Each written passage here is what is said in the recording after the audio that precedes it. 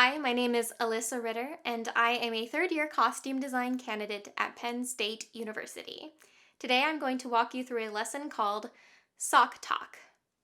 In this lesson, we'll create stories that communicate character using just socks. Socks are really great for this exercise because they're really unassuming, but they do tell us a lot about a character, such as who they are, who they are in relationship with, and how they function in the structure of a play. Practicing these exercises will help us be more intuitive and precise storytellers. For this lesson, you will need 10 to 15 different socks. Let's begin. Choose a sock that might be worn by a male character, a 6-year-old character, a rich character, a character who is a teacher, a character who loves dogs. Now discuss the reasoning behind your choices. What function does the sock serve? Style or protection? What occasion or activity might the sock be worn for? What associations do you make with the sock's color, texture, or pattern? How might the sock make the actor feel? For example, I chose this sock for the rich character because I imagine someone with more money might be able to afford to take time to go hiking. It's also a name brand sock, which I feel like might be more accessible to someone who has the money and they might care about it more. Now we're going to choose groups of socks that exist in relationship to each other.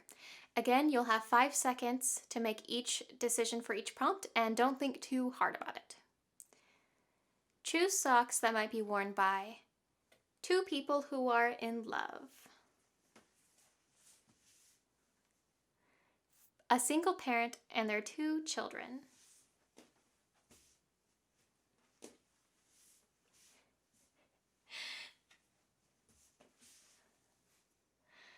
four best friends,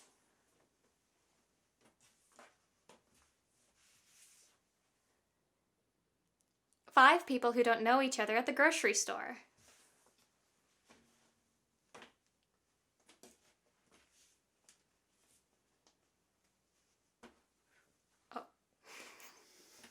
a villain, their sidekick, their 3 captives, and a hero.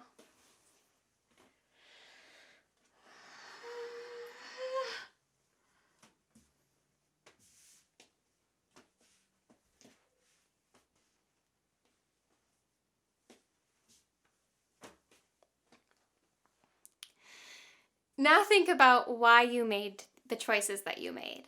Some things to consider are, how do the socks match, contrast, or compete with each other?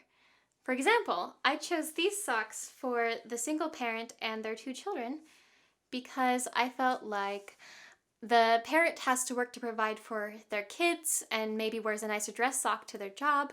They have a little girl who likes unicorns and girly things, so she wears this sock. And the son plays sports and is a little bit rough on his socks, but they don't quite make enough money to replace them. Also, all 3 of these colors are cool tones, which make a cohesive family unit.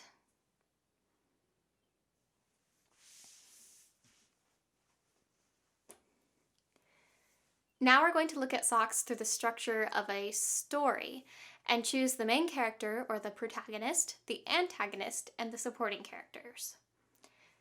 Choose a sock that might be worn by the protagonist.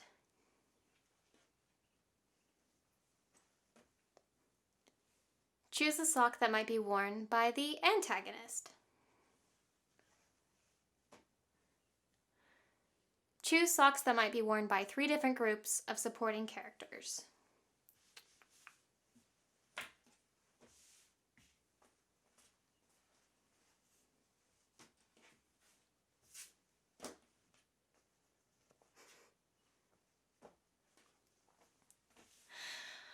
All right, so now discuss the reasoning behind your choices. So any sock could have been the main character, but once you chose the main character, you created a world that the antagonist and the supporting characters needed to fit into.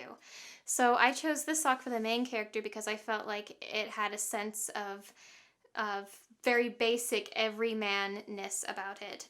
And then this sock for the antagonist because I felt like it contrasted the main character in a way that was really interesting. And then the level of contrast made me feel like maybe this was a comedy. So I have the very boring family of the main character. I guess a group of hikers here who are just walking by.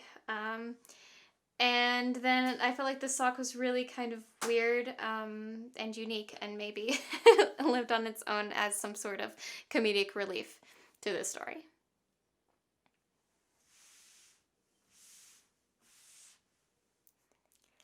Decisions about developing character can be tricky for any theater artist. I hope that using socks help take off some of the pressure and help you practice listening to your intuition and defending your character choices.